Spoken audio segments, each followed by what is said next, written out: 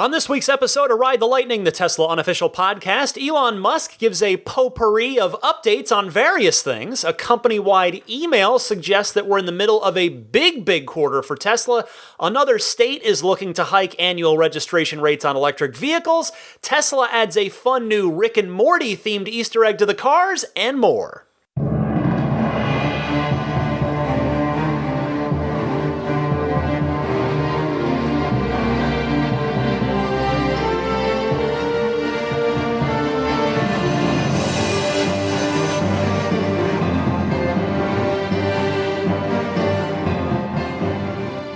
Howdy, friends. Welcome to the 199th episode of Ride the Lightning, the Tesla unofficial podcast. This one's for May 26, 2019, Memorial Day weekend here in the United States.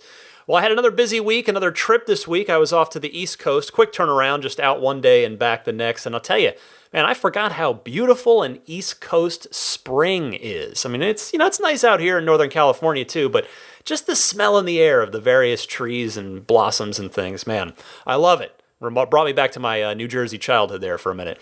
Also, before I get started this week, a quick thank you to two people, Eli Burton from My Tesla Adventure and Bill Morris, another listener, for clearing up what had been, for me, just my own little curiosity, a mini mystery about how Tesla was going to badge the new Model S's and X's now that Tesla's moved away from the 75D, 100D, and P100D nomenclature. So it turns out that they are using the exact same badges on S and X that they are on the 3, the dual motor badge on the presumably 75Ds and 100Ds, and on the performance cars, you get the dual motor with the red underline, same as the performance Model 3 has. So that, no doubt, will save them literally maybe a few cents on each car, maybe more, I don't know, but it'll save them a little bit of money by just having one pool of badges to dip into. And as we've heard Elon say in the past, a few cents on each car and a few cents on each part and this part and that part on a thing with 10,000 parts in it adds up quickly. So that little thing's cleared up. So if you're ordering a new S or X, now you know what's going to be on the back of the car. As, I don't know if you hear that, Daisy the boxer puppy is digging out a squeak toy back there, so hopefully she won't get too disruptive. Anyway, let me get started with the news this week. Got, I think, like 5 very interesting stories to cover, starting with a series of tweets from Elon Musk. You know, it's been a good while now since we had a good Tesla-related tweet storm from Elon. You know, I don't know if maybe the SEC, quote-unquote, Twitter sitter is really having an impact on his social media output or not, or if it's just a subconscious effect on him, you know. But anyway, he did post about a couple of topics, starting with video games within the Teslas. So we've already got the Tesla Atari suite, and he says this, quote, "Lots more games coming once we finish porting Unity," which is a game engine, a graphics engine that powers a lot of popular video games now. And he says, also porting Unreal Engine. You'll be able to interact with games via the touchscreen, steering wheel, buttons, and an Xbox or PlayStation controller. We definitely need a racing game using the actual car steering wheel and pedals. Well, of course, the footnote on that is that they had a racing game that used the actual car steering wheel and pedals, and that was the Tesla Atari custom version of Pole Position. But as it had turned out, you may recall, Tesla didn't quite have the rights to use it in the manner that they used it, because if you remember from when that game was available, you drove a red Model 3, not an Indy car, but a red Model 3. So it was quietly removed from the Tesla Atari library. But Unity could allow for some really interesting things. The Unreal Engine, I don't know what version of Unreal Engine that the car's system and the GPU can handle, because they're up to Unreal Engine 4, and that's what high-end PCs and consoles are running games on, is the Unreal Engine 4. But any version of it would be interesting. It would open the door to a lot of potentially interesting video games. But just trying to think of that, just answering Elon's own desire, his own thinking out loud for what would be a good racing game that could use the wheel and the pedals of your actual car. a classic one came to mind. Do any of you out there remember Road Blasters? It was an arcade game. I had the NES version, and in it, you ran around, you drove this futuristic car, there was some car combat, and you drove around collecting these green energy spheres for fuel. So I guess it's kind of in the spirit of an electric car if we just go ahead and pretend that those energy spheres were some sort of renewable energy. But you might be thinking when you hear the idea of, okay, a racing game, well, what would be cool in the Tesla? How about Mario Kart?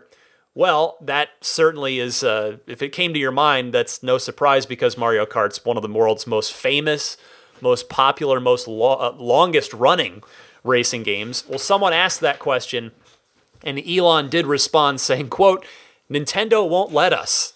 So presumably that means Tesla did ask, which is cool. You got to ask. You know, I'm big in life. One of my philosophies in life is you never know what you get if you just try asking politely. So no surprise, though, unfortunately, that Nintendo said no.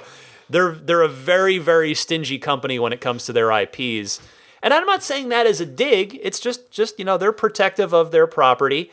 And although what's interesting is they have licensed their stuff out in some bizarre ways over the years. For instance, in the 1980s, there was a Mario Teaches typing game for PC that Nintendo didn't develop themselves. They licensed that out to make. So they're not above licensing their IPs out for interesting stuff, but maybe one day. You never know. All it takes, you know what it is? All it takes is for the right person at Nintendo who makes these kind of licensing decisions, be it, Nintendo of America or the mothership at Nintendo of Japan. Just it takes the right person to get a Tesla and fall in love with it, and then the door opens. Then that person thinks, oh, you know what? Mario Kart would be really cool on here. So never say never. You don't know. But anyway, Elon went on a little bit of a video game tilt, if you'll pardon the pinball expression there. Continuing here, he threw out a favorite series that he said he'd like to see playable in the car. He said, Portal 1 and 2 on this would rock. Well, I certainly wouldn't disagree with him there, although I wouldn't have guessed that the cars have the GPU capability to run the Source engine, which is the technology that the Portal games are built off of. But hey, since he did say that they're aiming to make the Unreal Engine run on a Tesla, that means we could see all kinds of stuff.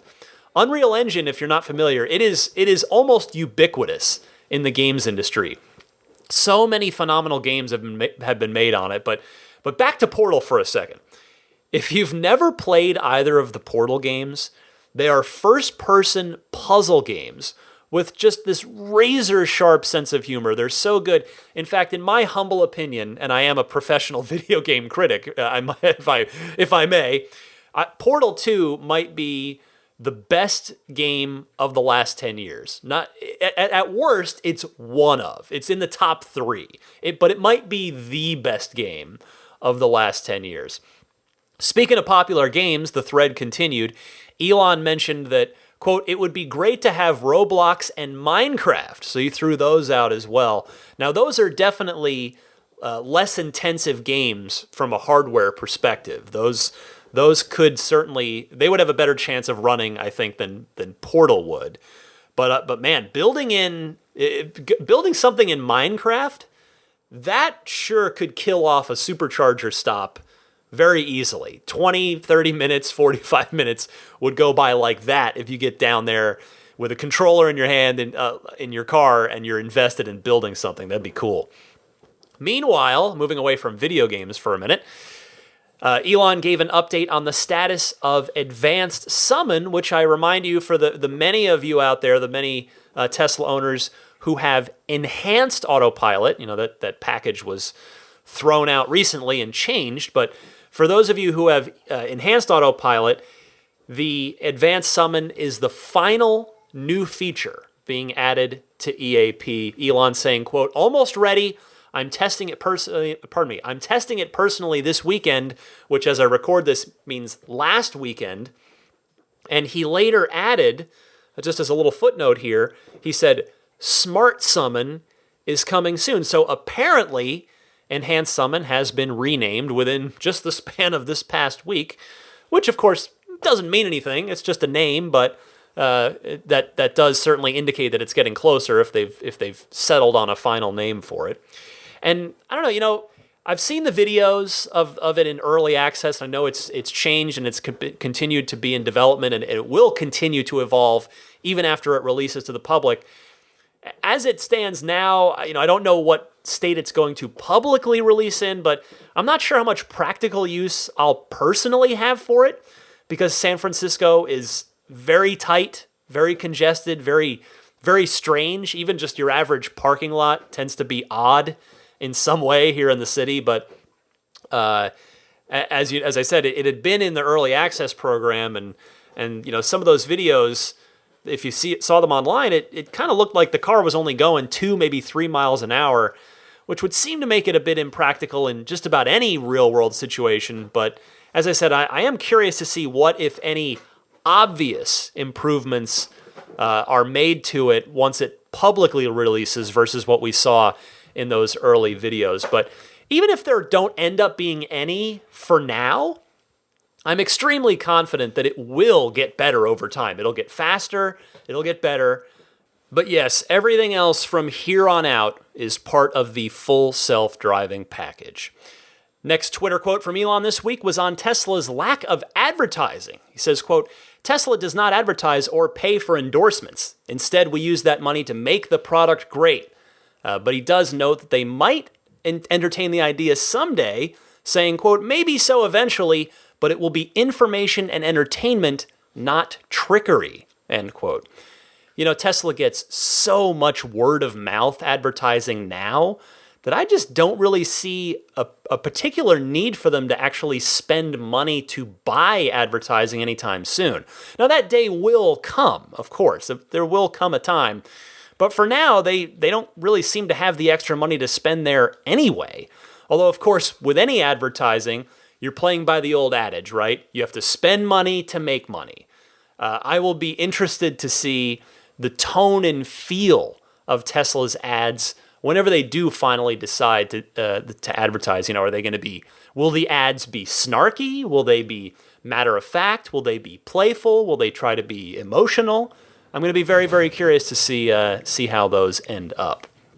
Next this week, moving off of Twitter entirely, that's the Musk Minute on Twitter, which I guess I realized was about 12 minutes, but he was busy on Twitter this week, lots to cover. A company-wide email from Elon suggests that the quarter we're in now, that's Q2, is going to be a big one for Tesla in the delivery department. Here's the email. He writes, quote, as of yesterday, we had over 50,000 net new orders for this quarter. Based on current trends, we have a good chance of exceeding the record 90,700 deliveries of Q4 last year and making this the highest deliveries and sales quarter in Tesla history. In order to achieve this, we need sustained output of 1,000 Model 3s per day. Almost all parts of the Model 3 production system have exceeded 1,000 units on multiple days, and then he notes in parentheses, congratulations, and we've averaged about 900 cars per day this week, so we're only about 10% away from 7,000 per week. If we rally hard, we can do it. Thanks for your great work, Elon. Remember, too, that on top of the 50,000 new orders that he mentioned, they had 10,600 cars. I went back and double-checked the figure. 10,600 cars in transit at the end of Q1 that have probably all been delivered by now here in Q2. Now, Elon is no doubt factoring that in when he's mentioning that they have a chance to beat their all-time delivery record from Q4 of last year, but that's the missing context from his email, just to give you the full picture of things. Also, it is worth tempering expectations just a bit here. I mean, this is good news. I mean, believe me, I would prefer, it is my preference to just go with full unbridled enthusiasm, but just to temper things a little bit, ground things. Remember that Elon has already said that they do expect to lose money again in Q2 before hopefully returning to profitability in Q3 and Q4. So a lot of people saw this email as it made its way around the internet after it got out. They saw this as kind of a salve for the falling Tesla share price in the recent weeks. But so just, keep this in mind. That's all I'm saying. The road ahead, man, the road ahead remains a difficult one for Tesla, but in time, things are going to be okay. And Q2 here is going to be a big step towards that, even if the bottom line at the end of the quarter doesn't quite show it. There's been a lot of doom and gloom out there in recent weeks, but as I often like to say, if you've been listening for any length of time, pull back to the 10,000-foot view. We've been here before. The doom and gloom stuff I'm talking about. Does Tesla face serious challenges? Yes, but they have continued to overcome them. And in my humble opinion, at this point, with how far Tesla has come and everything they've accomplished, in fact, one little mini news story that I'll crowbar in right here in this context is that the Model 3 was the third best-selling vehicle, period, in the state of California in April. Vehicle, not plug-in, not electric vehicle, but just vehicle, no adjectives. And it was only 87 units behind the number 2 car. So it was almost the number 2 selling car in the entire state. How cool is that? But anyway, at this point, everything Tesla's accomplished, I think they're going to be okay. The automotive industry is a tough one, but Tesla's going to make it. I'm so confident of that because the product's too good. That's the thing. The product is too good. And I know, hey, I'm sure there are many examples over time of good products where the companies don't make it. But never doubt Elon Musk. You've heard me say that a lot before too. And here's the thing too. If necessary, if worse came to worse, you've got some pretty deep-pocketed Silicon Valley behemoths just up the road in Google and in Apple that could help them out if need be, in exchange for a substantial piece of the company, because both have made inquiries into purchasing Tesla before. So if Elon really felt that that's what it was going to take to keep Tesla alive and secure its future, he would do it. And I'm sure Apple or Google would do it. In fact, you might get them bidding over each between the two of them. You never know. So I'm very confident in Tesla's future. And this Q2 news with the record deliveries, they are working through this. They are working through the challenge. They're going to get there. Next up this week, in not so good news, another state is looking to hike the annual registration fees on electric vehicles, though thankfully not quite to the Illinois extreme that I talked about last week. The state in question is North Carolina. Thank you to Dan from North Carolina for sending this in. The story comes via the North Carolina Policy Watch. Quote, Senate Bill 446, whose primary co-sponsors are Representatives Jim Davis and Tom McInnes, would increase the annual registration fees for plug-in electric vehicles and for the first time assess a registration surcharge on gasoline battery hybrids. EV owners currently pay a $130 registration fee, which would increase to $175 next year, and by 2022, EV owners would pay an additional $275 at the time of the initial registration and each time they renew, end quote. So if you do the math, that is a 35% hike just in year one, and then in a total of 3 years, it will have more than doubled. So once more, this just does not seem fair compared to gas cars, particularly, by the way, when you factor in the societal benefits that electric vehicles provide. Among Elon's tweets that I didn't talk about from this past week was a story that he linked to about how pollution from freeways travels much farther from those freeways than scientists originally thought, and how global pollution is basically killing us all slowly. So I would say that driving a car that doesn't contribute to that ought to count for something in the state's eyes, don't you think? So anyway, you know the drill at this point. Contact the aforementioned North Carolina Senators Davis and McInnes. to voice your opposition to this bill. If you are a North Carolina listener of mine, give them a Google search and drop them a line.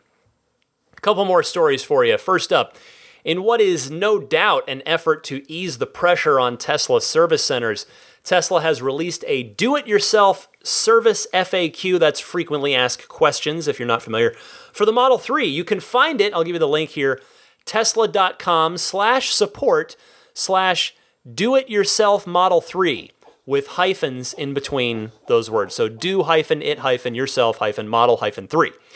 The topics that covers are the following: restarting the touchscreen, that's the old hold both scroll wheels trick; pairing a Bluetooth phone, connecting to Wi-Fi, programming HomeLink, adding and removing keys, replacing the key fob battery if applicable, installing a phone charging cable, installing a front license plate bracket, replacing cabin filters, checking and adjusting tire pressures, topping up the windshield washer fluid, replacing the wiper blades, manually releasing the charging cable. I had that one happen to me and told you about that. That was on my Arizona trip from over the holidays. Calibrating the windows, removing and installing the aero covers if you've got the 18-inch aero wheels, and removing and installing lug nut covers. So this whole thing is clearly just it's another little thing in the grand scheme of things for Tesla that makes a lot of sense. Teslas are different and in some cases weird, and I don't mean weird in a bad way, but from a service perspective, they're a little weird, right? As far as doing things yourself. Just by nature of the EV powertrain. But, there's no reason why you should need a service center appointment for, say, topping up the windshield washer fluid, or changing the windshield wiper blades, or pairing a phone, or replacing the cabin air filter, etc., etc. So I would suggest go to that page, bookmark it in your web browser. Even if you don't need it right now, you will probably need it eventually. And finally this week, I like to end on a fun note, as always. I mean, I hope the whole show's fun, but even if there's some less than great news to cover, try to end on a high note with the news segment. So, a new Rick and Morty themed Easter egg has been added to the Sentry mode capable fleet. So if you're in the group of cars that has Sentry mode, this will work in your car. You can turn on your voice command, so hit that scroll wheel on the right scroll wheel, wait for your voice command cue, and then when it's ready, say, "Keep summer safe," and it will activate Sentry mode for you as you exit the vehicle. Now, if you're not familiar, Rick and Morty is a very insane, and again, in a good way, very insane very adult, animated sitcom series that is loosely inspired by Back to the Future. You've got the two main characters are this genius alcoholic scientist named Rick, who takes his I don't know, maybe he's supposed to be probably 13, 14, something like that. His sort of voice cracking innocent grandson Morty on interdimensional travels. Rick has a spaceship, and he can travel the multiverse basically. So I wanted to play. Now, Elon has said he loves the show. I'm also a big fan of it. I was a little late to the party. I think I came to it like either in the middle of or towards the end of season 1. All my friends started talking about it. Checked it out. It's on Adult Swim, and yes, it is fantastic.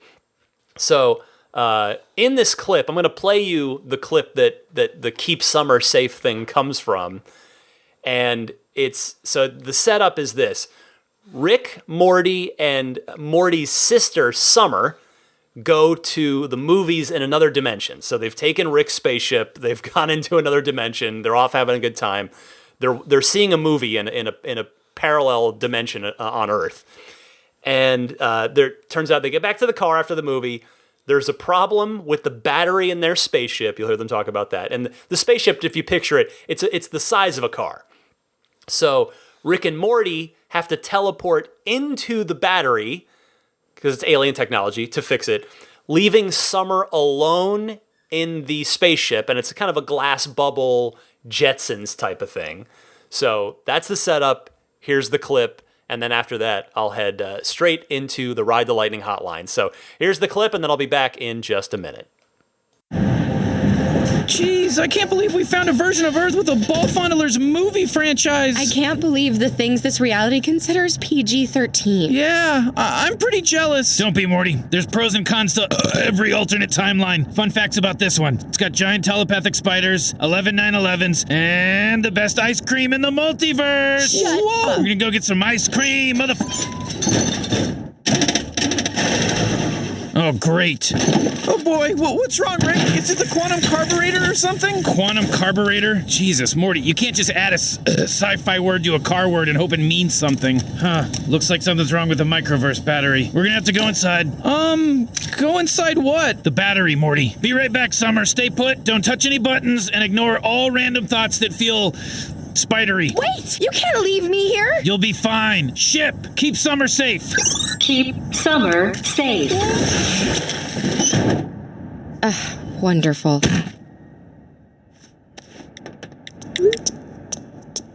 Hey, excuse me. Hello? What, you think you're better than me? Nobody's better than me!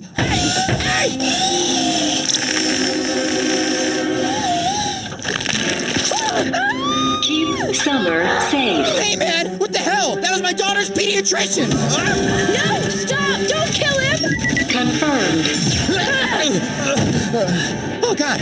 I can't feel my legs! Help! Help! Summer is safe. I don't feel safe. Confirmed. No. Oh, God, help me! Help me! Help me, please! You can help!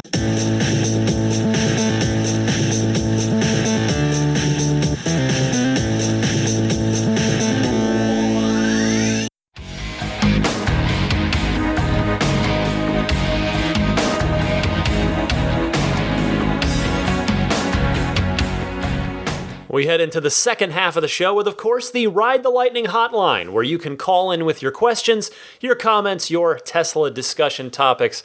I encourage it, I welcome it, I invite you anytime, day or night. There's one of two easy ways that you can participate. Either use your smartphone's built-in voice recorder, record something and email it to me at the email address teslapodcast@gmail.com. Alternatively, you can call in and leave a message on the Ride the Lightning hotline. It's a toll-free number, which is 1-888-989-8752. That's 1-888-989-TSLA. And if you know someone special with an upcoming birthday, anniversary, graduation, or some other special occasion, you can give them a unique gift of recorded voices from friends and family telling them why they're special. The recordings can be podcasted, or you can put them onto a keepsake. If you want to learn more, visit lifeonrecord.com. And just a friendly reminder, please keep your calls to 90 seconds or less if you can. That way I can get to as many calls per week as possible. We'll kick it off with Dave from San Francisco, wants to talk about the Model 3 tow hitch. Go ahead, Dave. Hey, Ryan. Dave from San Francisco.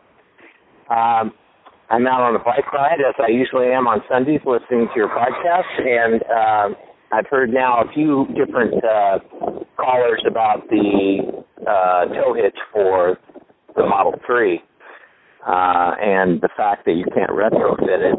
I just want to let your callers know that there is aftermarket tow hitches. I have a friend in Union City that used to work for Tesla. He's an engineer.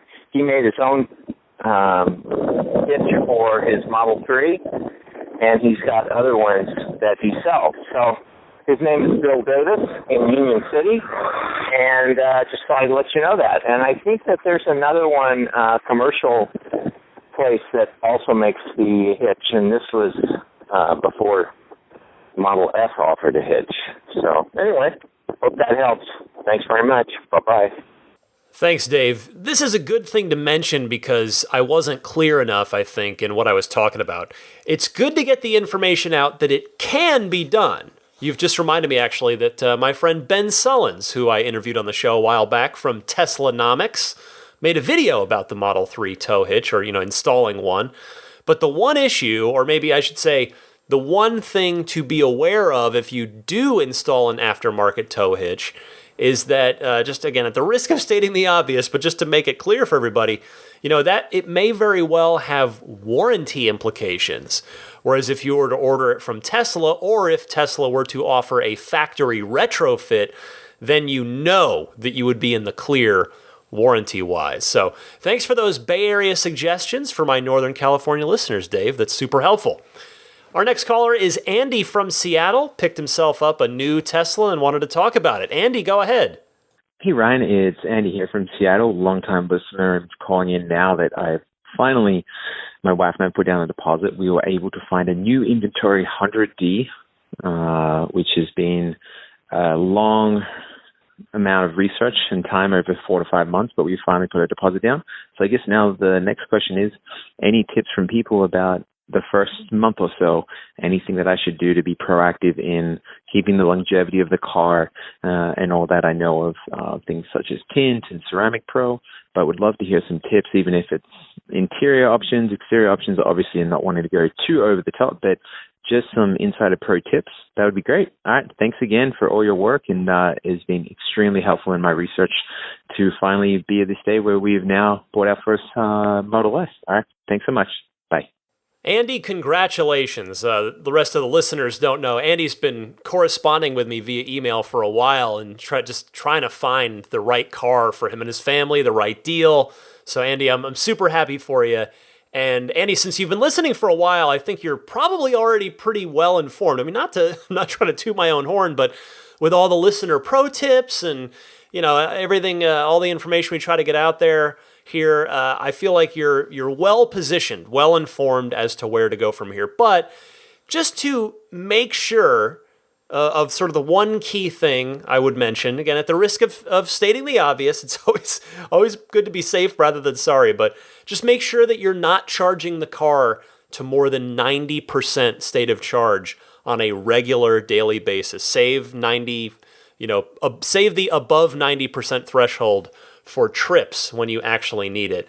In fact, I think these days the software might even be smart enough. I think it warns you if you start to charge it higher than 90% on a regular basis, because when I got back from, I think it was the Model Y trip to LA, I'd been charging to 100 for that trip, and I accidentally forgot to put my maximum charge limit back to 90% after I got home. So the next morning, the car charged all the way up to 100, and when I got in it, I'm pretty sure it had politely yelled at me saying, "Hey, you probably shouldn't do this." So anyway, 90% and you're good to go. Andy, enjoy it. Curtis from San Francisco. We'll go back to the Bay Area here. In a situation similar to what I found myself in with regard to working through the notion of a Tesla purchase with your spouse and making that decision together, both being on the same page. So, Curtis, let me see if I can help you out. Hi, Ryan. This is Curtis from San Francisco. I've been in discussions with my wife about the Tesla purchase. As you know, it's very important to get sign-off from your spouse on such a major purchase.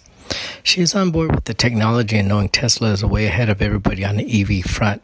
However, with Tesla's financial challenges lately, the rounds of capital collection, the 10 months left of burn rate left, and the lack of profitable quarters lately, she is very hesitant to buy from a company that she feels is somewhat unstable and could possibly be out of business in the future. What would you think would be points to bring up to help shore up a bit more confidence in Tesla's long-term viability? Or should we wait it out until stability is established in the company before placing the order? Thanks for your advice and keep up the great work. Well, Curtis, I don't know you or your wife, obviously, but hey, it's a legitimate thing to discuss when making such a large purchase.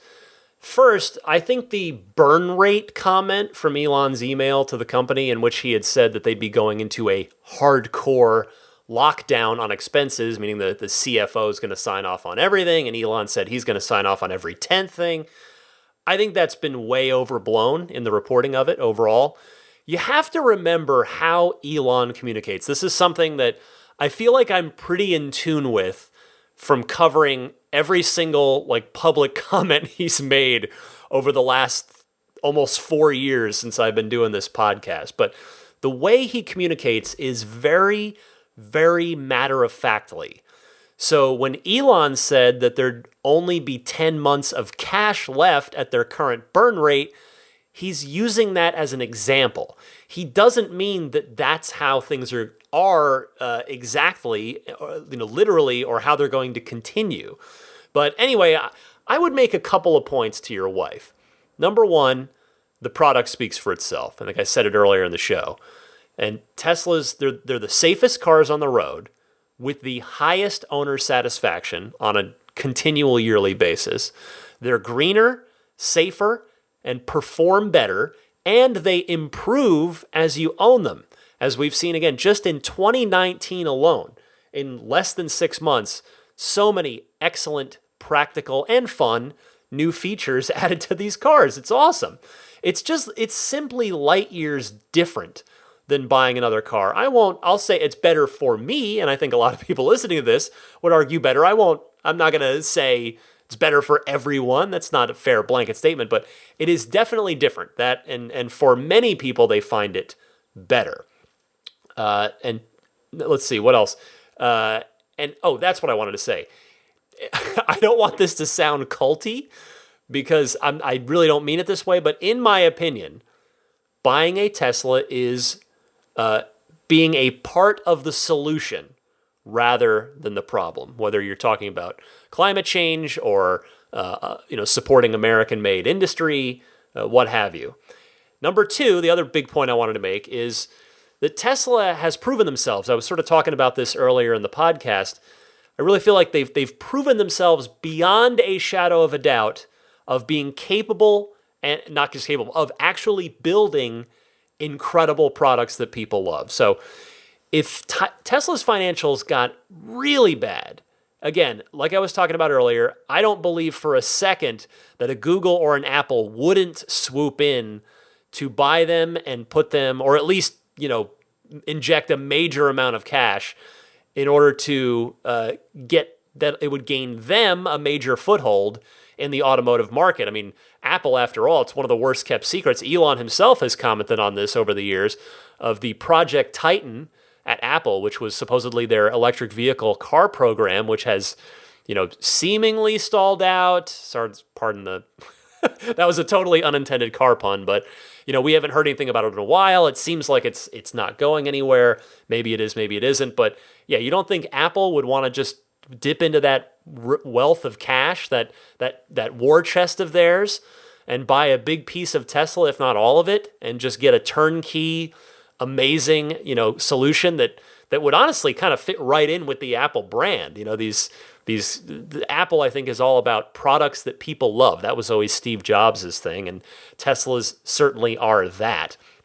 In fact, yeah, I think if Elon went to Google and Apple and said to each one of them, make me an offer, let's keep Tesla alive, there might be a bidding war, like I was talking about earlier. If in fact there wouldn't be also other mystery players involved in that as well. But, you or anyone else may very well disagree with me on any or all of that. There is certainly a bear case to be made for Tesla's financial situation. I don't discount that. That's my thought on it. One other just little footnote for you, that just tonight, in fact, after I got home from work, about getting your wife on board and, kind of separate from the financial, like Tesla's financials, as far as sort of getting the spouse on board. If you've listened for a while, or if you haven't, I guess I should say, my wife was on board with the basic idea of buying a Tesla, but not with the idea of really adding any of the bells or whistles. She saw cars as purely point A to point B, get the cheapest thing possible. They're depreciating assets.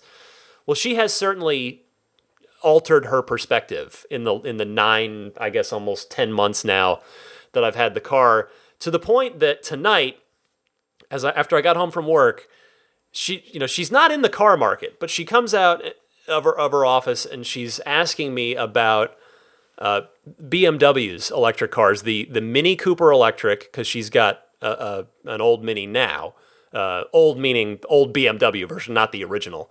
But and then she's like, well, what's the other one that I'm seeing them everywhere? Oh, the i3 is what she's talking about.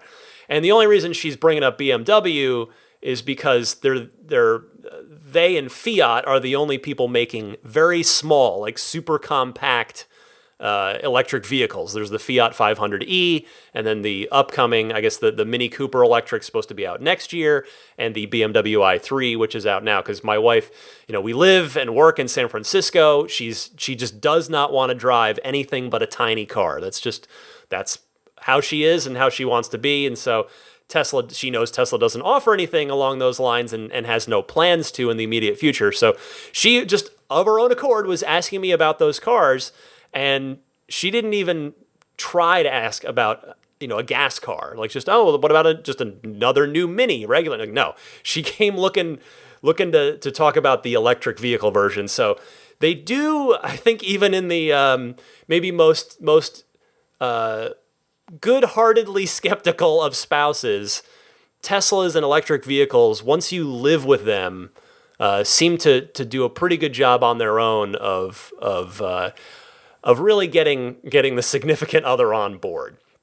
Anyway, thank you so much for your call, Curtis. Sorry I rambled on there for a while.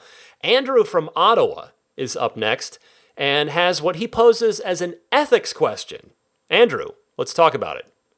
Hey Ryan, Andrew from Ottawa here.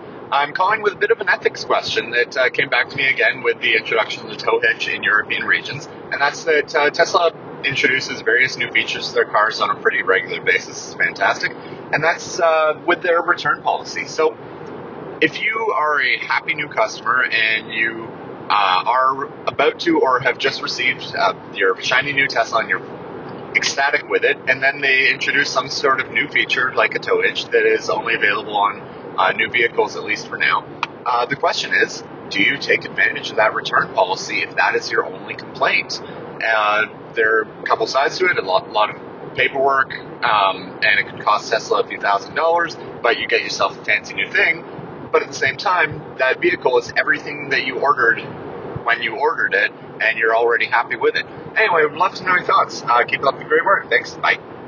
Hi, Andrew. Different people probably have different answers to this, but for me, I'd have no problem returning a car within that no questions asked return policy window of 7 days or 1,000 miles, whichever comes first, if something like a new feature was introduced. Like, if I had bought a Model S and just taken delivery within that window, and then that technical refresh hit, the one that's just coming out now, with the longer range battery and the new suspension, I would absolutely return the car, because that new stuff, that is substantial.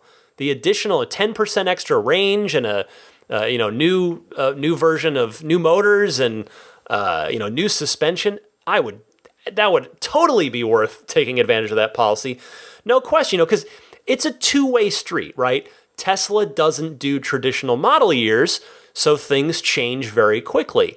Sometimes you luck out by getting a cool new thing that you didn't even order, and sometimes you roll snake eyes and you miss out on something. But hey, if you're playing by the rules with that return policy, in my book, totally fair game. Hope that helps you decide what you're going to do. Sam from Montana is next. Wants to talk about the audio system in the car. Sam, go ahead.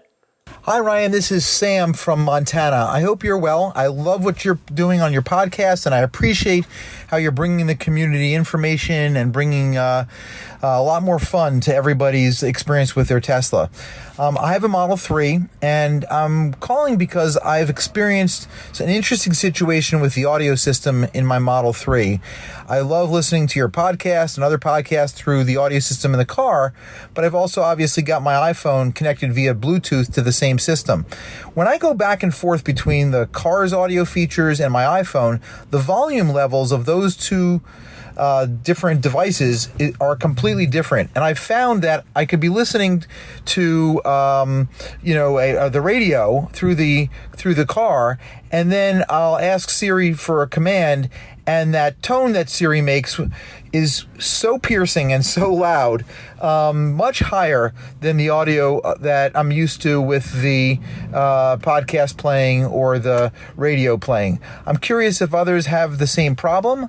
I've searched research to see if there's some way to balance the two volumes of the two different inputs to the audio system, but I have not found anything either on the iPhone or in the Tesla setup to do such a thing. Wanted to see if others had the same problem, if I'm not thinking about this right. Appreciate everything you do and look forward to hearing the answer. Hello, Sam, and yeah, it's not just you. The Bluetooth does not get nearly as loud as the car's own sourced audio does. One small suggestion, if you haven't tried this already, pardon me if you have, but crank the volume on your phone, the Bluetooth source device, as high as it can possibly go. That will minimize the gap in volume between that Bluetooth phone and the car's audio. I personally learned that one the hard way after I took delivery because I was trying to play some stuff off my phone. I think I was maybe looping in with Pandora. That's what I've got. And I was just like, why is this is so quiet? I've got the volume cranked. And then I noticed on the phone, like, oh, okay, if I turn the phone volume up, it makes the output on the car higher, and it's definitely more manageable. There's still a difference, but a noticeable one, I would add, but that maybe will help you out. I don't know. Pete from Dallas up next. He reacts to my comment about the Santa Monica Tesla store and the new space that Tesla seems like they might be moving into down there. Pete, you're on the air. Hey Ryan, it's Pete from Dallas. I just wanted to pick up on your mention last week of the Santa Monica Tesla store. With the sort of decline of the traditional shopping mall in America, at least, with Macy's and Penny's and Toys R Us kind of fading away, a lot of landlords are encouraging the sort of halo brands, which are Tesla and Apple are two good examples, to take up residence in their malls, just because it brings foot traffic, it kind of increases the visibility of the mall. So my guess is that certainly for a location like Santa Monica, Tesla got offered a pretty good sweetheart deal to relocate to a more prominent location. The flip side of that is that near to me there's a pretty upscale outdoor mall which has a Tesla store, and directly opposite there's an Apple store that's been there for quite a long time. And from talking to the Apple store manager, the sales tax that they generate for the city is equal to the rest of the outdoor mall combined, and it's a pretty big location. There's probably 100 plus stores and restaurants and movie theater and so on. So in Texas, a Tesla store generates no revenue, so I don't know what benefit they get other than just being a kind of cool name to have on board. But certainly in Santa Monica's case, I would assume that they're expecting a decent amount of sales tax revenue from having that store in a more prominent location. Anyway, just wanted to kind of give that viewpoint. It's a little different for Texas, but certainly California, it makes sense. Thanks. Bye. Pete, I hadn't really thought about it that way. And the outdoor mall that Tesla is seemingly ready to move into in Santa Monica at the promenade there, it is indeed full of some rather upscale shops from having just been down there and walked around it. I hope they do move in there, but in the grand scheme of things, it's probably also a bit of a lower priority these days. So we shall see. If anybody, again, is in Santa Monica out in my audience and you see them move in, let me know. I'd be curious. Brian from Virginia is up next. He wanted to talk about my comment on charging in San Francisco airport while I was on a trip last week on that very Santa Monica trip. Brian, go ahead. Thanks, Brian. It's Brian from Virginia. Just with a question, you mentioned in your last episode that you had parked for several days at the SFO airport on a charger and left your car there the entire time you were gone. Period. I wonder if you can explain, because here on the East Coast, that's considered very bad form, and because you're basically tying up a charger and it can't be used by anybody else who might need one to get home with or whatever. So, and in fact, I know that even the superchargers begin to charge idle fees if you stay on them longer than it takes to charge. That may not be true with a charge point. But anyway, just curious to hear what the explanation is, if maybe I misunderstand. Thanks very much. I love the podcast. Thanks for your call, Brian. And I was thinking about this. I thought I was clear about where I was and what the situation was, but just in case anybody else out there was wondering the same thing you were and thinks, man, that Ryan's a real a real bad guy for taking up a charging spot for days at a time. So just to super clarify, I was at the long-term parking garage. So it's brand new long-term parking garage, as I said. There's rows of chargers on every floor, and it's by virtue of being in the long-term garage and the fact that it's free, it's obvious to everyone there just by default that you're going to be there for a while. So, those rows and rows of chargers are there with the intention that they're going to be tied up for days at a time. So no poor etiquette on my part, I assure you, because believe me, I am definitely a big proponent of electric vehicle and charging etiquette.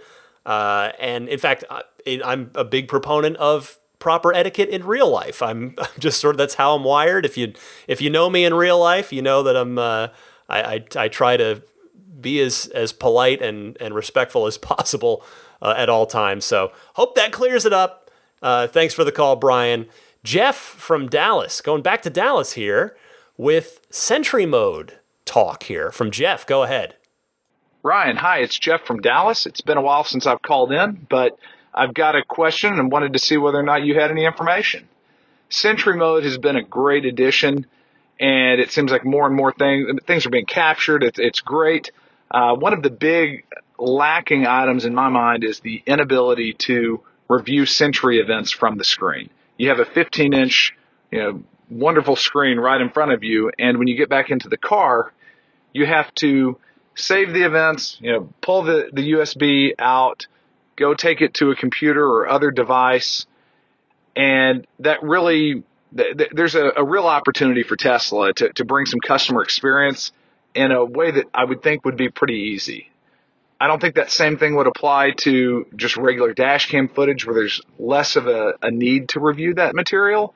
But for Sentry Mode, it seems like that's a critical thing. Some people wouldn't see a scratch, wouldn't see a ding until later, whereas if you had the Sentry Mode able to be reviewed right there in the car, you might be able to put a note, take down a license plate number, etc. as needed when you're in a situation or when you're in a certain environment where something has occurred.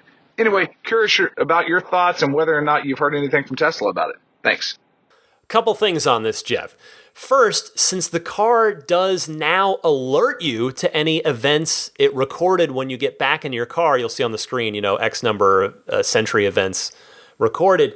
You can at least press the recording icon on that top row of your screen when you get back in your car and it's logged events, so that you've got them saved in the saved clips folder, so that if it does turn out to be something nefarious, you'll have it.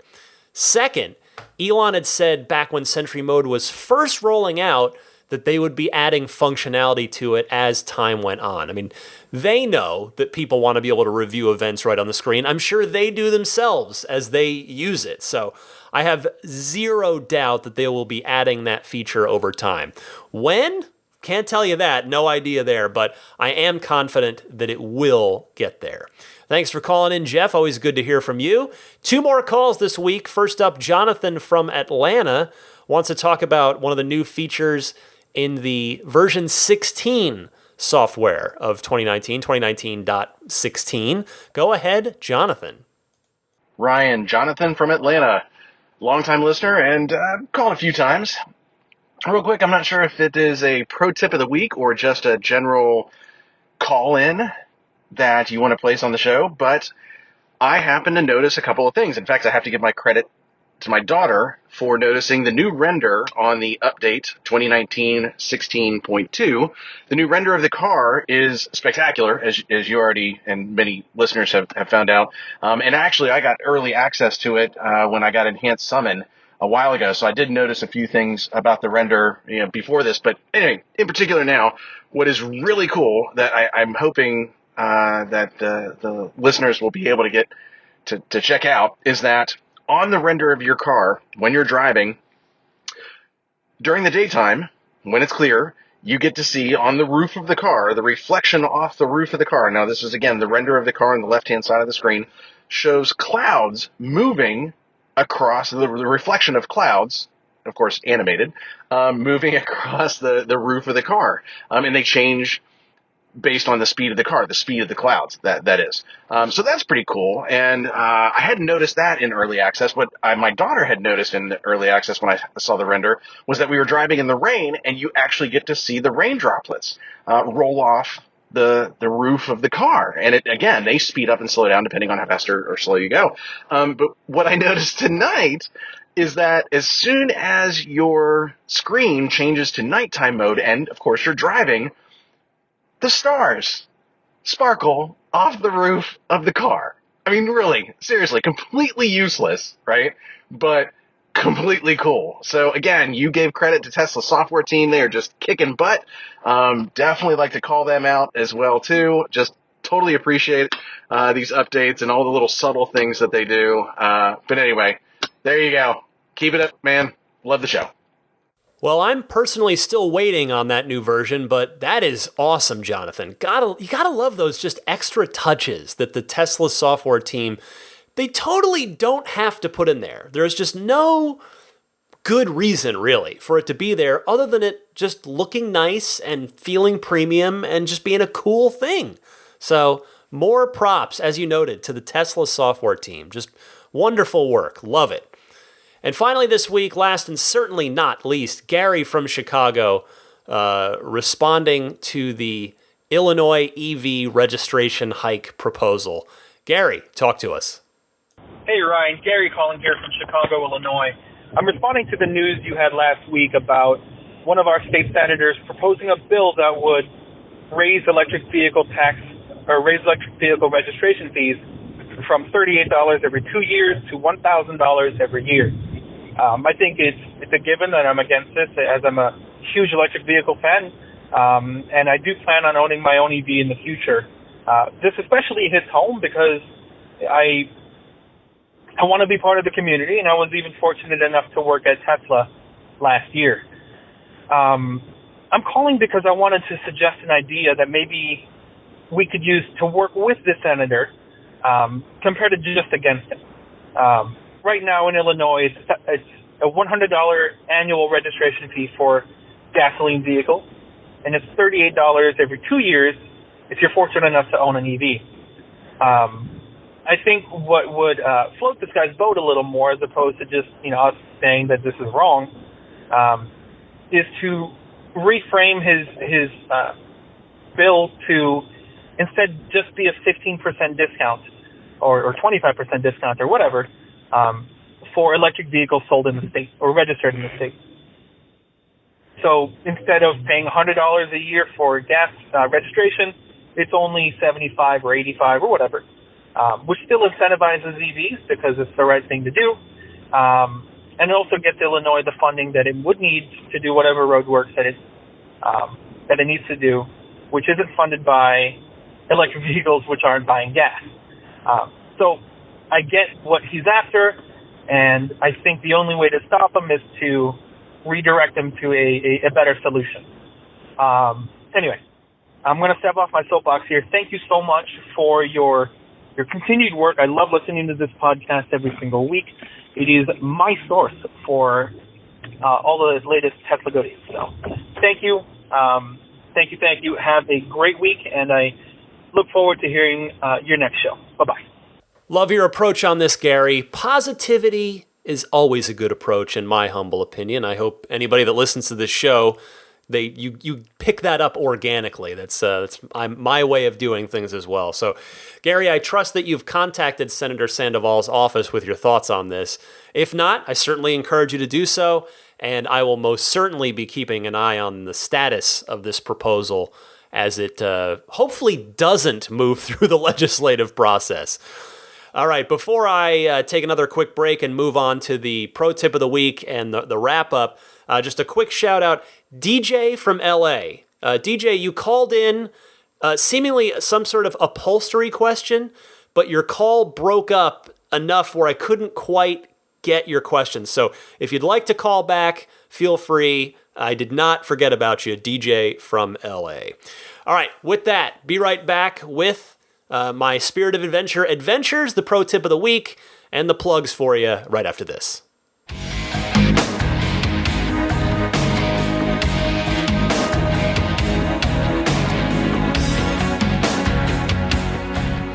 Well, what I've been up to in my own car this week is, in fact, turning a new feature off. I have a Tesla confession to make, my friends.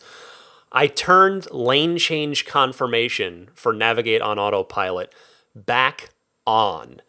And I have to admit, I'm way happier now.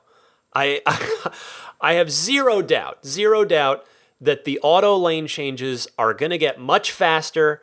But for now, as they are, it's just been causing me more stress as I drive than it did before the feature was added.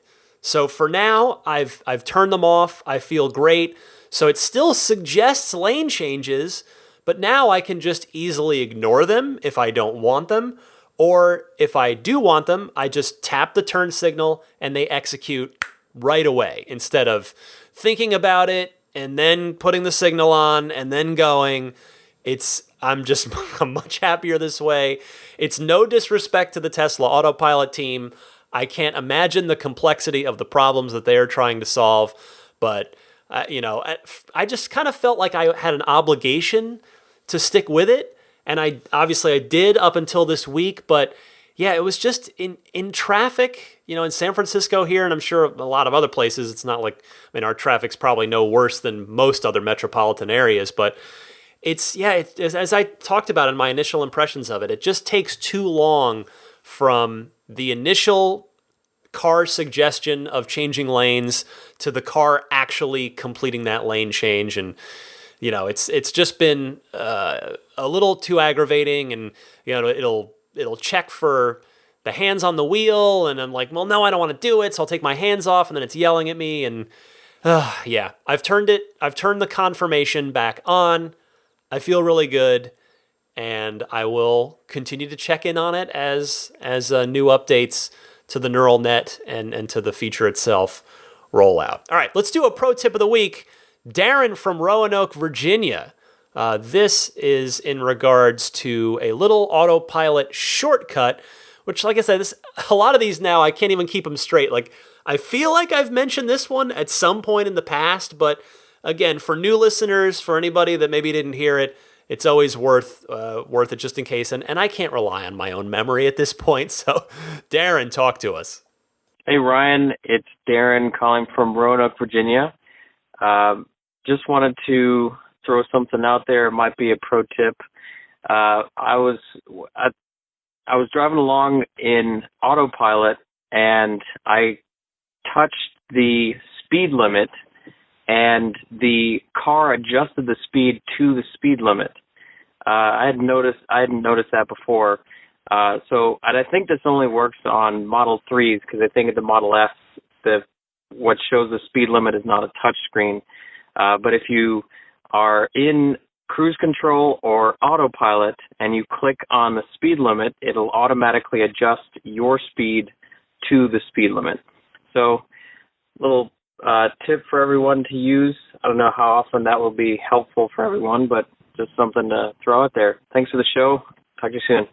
Yes, indeed, Darren. This one is useful. And what's cool, by the way, I'll add on to this, is if you have an offset set up, I actually set mine to plus 7 miles per hour over the speed limit, which means that when you touch that 65 mile an hour speed limit sign and you're going less than that in your car, it's going to instantly set the car to 72 miles an hour, saving you the trouble of having to manually set it there with the scroll wheels if you want to go a little bit faster than the posted 65 mile an hour speed limit. So cheers, Darren. Thanks so much. Again, if you've got a pro tip of the week, feel free to send it my way. Just some little interesting nugget that you've learned about your Model S, Model X, Model 3, original Roadster maybe. You can send that in the same way that you fire off those hotline calls. All right, time to hit the road here. But first, I want to say hi to abstractocean.com because they continue to offer seemingly in perpetuity for now. It's great. Just take advantage. It's out there. If you've never gone on abstractocean.com, they are a fine Tesla retailer of the aftermarket variety. They've got all kinds of neat stuff from lighting kits are probably their, specialty, I would say. They got a lot of great interior and exterior lighting kits. So if you want to make those footwell lights brighter, they've got drop-in, easily plug and play replacements for that. The puddle lights to go in the door to shine that cool Tesla logo onto the ground, like the bat signal when you get out of your car at night. The TESLA Roadster style lettering you can put across the back of your car. All kinds of neat stuff. So check them out, abstractocean.com, and get 15% off of your very first order there using the coupon code RTL Podcast. All one word, RTL Podcast. Check them out. Meanwhile, Immaculate Reflections, taking great care of me and a lot of Bay Area people in the detailing department. If you plan to keep your Tesla for a while, as I do, maybe you want to get some paint correction, get rid of any factory flaws in there. Every manufacturer, not just Tesla, ships cars with factory flaws in the paint. They can't make them all perfect when they deliver them. So you could do that. You could do paint protection film. You could do ceramic coating, which, if you're not aware, is basically like a super wax, where you won't have to wax your car for 3+ years, depending on how long the ceramic coating lasts. So you can do any of those. You can do all those. Learn more at Immaculate Reflections website, which is irdetailing.com. Let's see. The 5,000 free supercharger mile thing is over now. That, I guess it ends as I record here on the 24th. I guess the 27th, Monday is the last day, Memorial Day in the U.S., so that's the last day for that. Then it will revert back to 1,000 free supercharger miles. So again, find somebody else's code. If you've got a friend, family member, coworker in your life, you can both get those 5,000 or 1,000 free supercharging miles with the order of your Tesla. But again, if I'm the only Tesla person in your life right now, just use somebody's code. If it's got to be mine, mine is ts.la/Ryan73014. A reminder that you have to order with the referral code link with either mine or hopefully somebody else's. Otherwise, they are not adding them after the fact anymore. So just FYI on that. If you want to follow me on Twitter or Instagram, I'm at DMC_Ryan on both of those social medias. What else? I already gave you my email address, teslapodcast@gmail.com. Jada Wireless Charging Pad, no discount, but they've they've got a referral link for me. So if I'm driving people their way, they'll throw me a few bucks if you order one. So they're $100, but you just buy it once. I paid $100 for mine, and now I'll never have to. It'll just last the life of the car. So if you've got a Qi compatible wireless charging smartphone, you can get this thing in your Model 3. Unfortunately, they don't have one for S or X at the moment, but for Model 3. So grab that through the link getjada.com. That's JEDA is how they spell Jada. getjada.com/REF/8. Finally, Patreon. That is the primary means through which you can support my efforts with this podcast, if you so choose. As always, it's totally voluntary. I will be here for you every Sunday, regardless of whether or not you ever even look at my Patreon page, let alone support me on there. But I would love it if you would at least take a look, and maybe you will consider supporting if you find this podcast useful, informative, fun, and an enjoyable part of your week and of your Tesla experience. So you can find more information about that on patreon.com. That's Patreon. Patreon.com/Tesla Podcast. And with that, I want to thank the Patreon producers, the wonderful folks who are supporting me at the producer tier. Those folks are DJ Harbaugh, Pete White, Wolfgang Obergen, George Cassiopo, David Brander, Jonathan Wales, Alexi Heft, Logan Willis, Matthew Parra, Michael Lester, Robert Miracle, Jason Chalukas, Joe Edgel, Tim Hyde, Marcus Mayenshine, Lars Hoffman, Lawton from Chicago, Peter Chalet, Rome Strack, David Vakil, Ulrich Lassa, Luke A., Eric Randolph, David Nondahl, Gabriel Salays, Jerry and Mary Smith, Brian Hope, Bill Royko, Lyle Austin, Joel Sapp, Dorian Steve Guberman, Luxendary.com, Michael Waddle, Daniel Grummer, Josh, Jeremy Harris, Tesla Owners Taiwan, Rob Brewer, My Tesla Adventure, Ron Lee, Larry Lynch, Lambert Lee, Chris Konesnik, John Cody, Matthew Wright, and Aaron Appleby. Thank you all so much. Please do subscribe to the podcast. This is for everybody. If you don't already, again, no monetary thing there. That's just meaning it will download to you automatically if you are subscribed to it every time I put out a new episode, which is, of course, every Sunday at 9 a.m. Eastern Time. You can subscribe on all the major podcast services, including iTunes, Google Podcasts, Stitcher, TuneIn, that's in your Tesla, by the way, with TuneIn, Spotify, or YouTube. You can also find the RSS feed or individual downloads at the hosting site, which is teslapodcast.libsyn.com. Libsyn spelled Libsyn. Finally, I guess, what's the last thing I wanted to mention? Next week is episode 200. I guess I'll have more to say about it next week, but I just can't believe I've made it to 200 episodes already. So just a pre-thanks to all of you, whether you've been listening for one episode or for 199. 200's a lot, and I've gotten there in actually less than 200 weeks. So I feel really good about that. Feel proud of that I've been able to stay consistent and be a reliable source of Tesla information for you week in and week out. So I'm hoping to put together something special for next week's show. I don't know if it'll come together, but I've got something in mind. We'll see. But either way, I'll be here for you next week and every week with the latest in the world of Tesla. So happy electric motoring, my friends. Thank you all so much for your time. The most valuable thing that you have, in my humble opinion, that you choose to share with me is your time.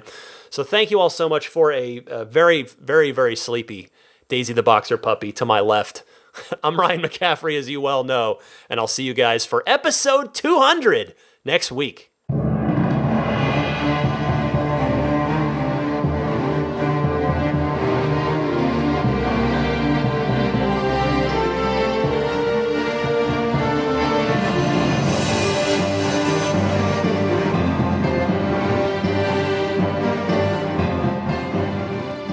I mean, I think a Tesla is the most fun thing you could possibly buy ever.